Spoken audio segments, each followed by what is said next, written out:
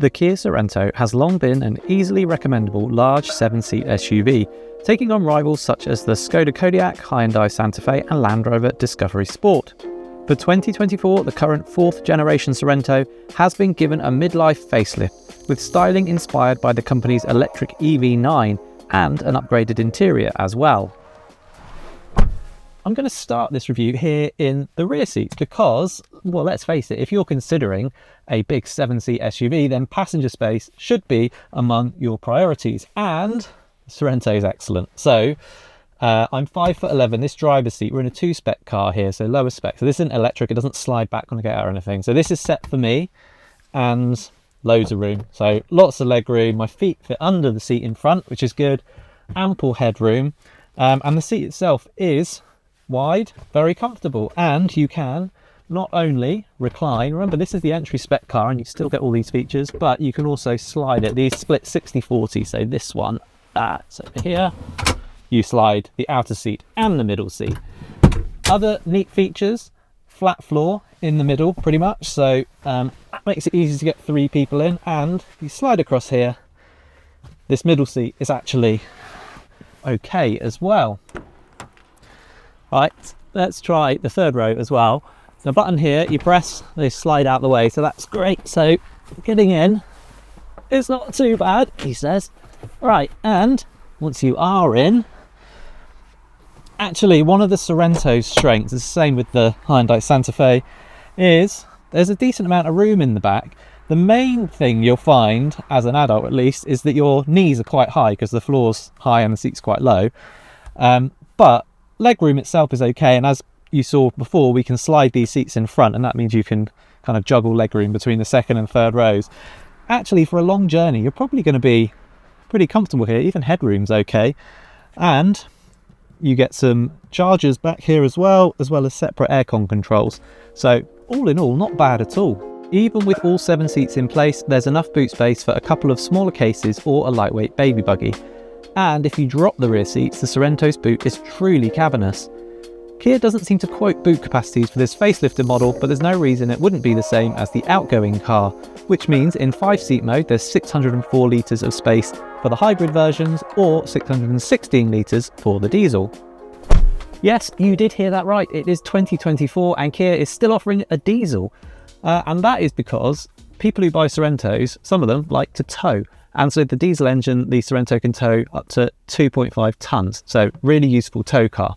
The other powertrain options are both petrol hybrids, so there's a 1.6 self-charging hybrid, or again it's a 1.6 petrol engine but as a plug-in hybrid. We'll talk more about drivetrains in a minute.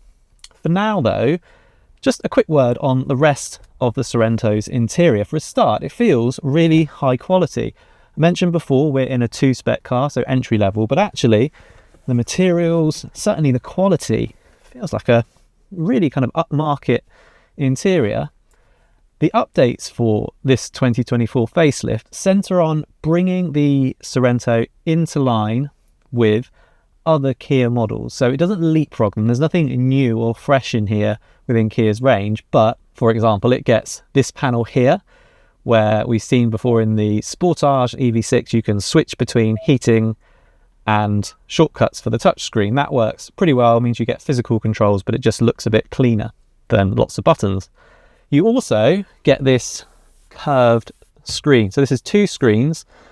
This one is a 12.3-inch configurable infotainment screen, no matter what spec you get. The one on the right actually is only a 12.3-inch fully configurable dial display on 3 and 4 spec of Sorentos. If you go for the 2 spec like this one, actually it's only a little 4-inch display in the middle that is digital, but Kia cleverly gets round this, makes it look a bit more integrated, because the speedo and the rev counter over here are kind of digital figure displays, and so actually it all kind of blends together quite nicely. As we've come to expect of recent Kias, the central touchscreen is easy to use with logical menus and good graphics. All Sorentos include wireless Apple CarPlay and Android Auto as well. So as mentioned, 3 powertrain options for the Sorento. There is the diesel, there's the standard self-charging hybrid, or there's the plug-in hybrid. Now what's key to know here is that all of these come with an automatic gearbox, and all of these come with all-wheel drive, and that is quite an important part of the Sorento's value offering, because if you talk about value and trim and standard equipment, quite often you'll think about things like wireless CarPlay and wireless Android Auto, or keyless entry and go, all of which the Sorento has in the standard entry-level 2 specification. But actually what's just as important is that all models get that automatic gearbox, all models get all-wheel drive, and all models get a decently powerful engine. To that end, the standard hybrid model produces 212 brake horsepower and can get from 0 to 62 miles per hour in 9.7 seconds. Go for the diesel and you get 190 horsepower and an identical 9.7 second 0 to 62 mile per hour time, while the plug-in hybrid has 248 brake horsepower and can get from 0 to 62 in 8.8 seconds.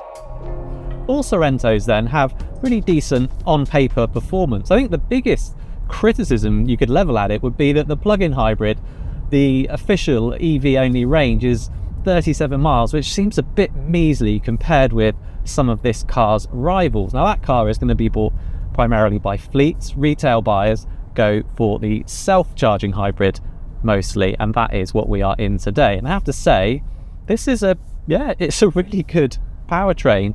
So it will run in electric only mode at low speeds, but also you get a little electric boost when you accelerate. So it's fairly sort of low stress, easy way to get around. You can also, depending on which mode you're in, so if you're in eco or smart driving modes, these paddles behind the wheel adjust the level of brake regen. If you go into sport mode on here, they change the gears instead. All very clever. The ride and handling, meanwhile, is geared towards stability and comfort over any notion of excitement. Previous versions of the Sorento were incredibly softly sprung, like really softly sprung, very cushy and comfortable in a straight line, but they could get a bit wayward through corners. This latest version has always been much better than that, so its body control is much better, but it actually has done it without sacrificing ride comfort. We're on a bit of a gnarly piece of road here, and actually this car, it copes really well because it absorbs the bumps but without sort of jiggling around too much. This one is entry level, so it's on 17-inch wheels. If you go for a plug-in hybrid, even if it's entry level, or indeed if you go for any spec above to specification, then you get 19-inch wheels. I actually think the 17 suit the car really well. It has a really nice flowing ride comfort. What you're not going to get, despite those improvements over previous versions of this car, is the sort of sporty driving dynamic you would find in something like a BMW SUV. It's just not that kind of car. But for wafting around, nice light steering, it's pretty accurate. I think this Kia, it's going to suit a lot of people very well indeed.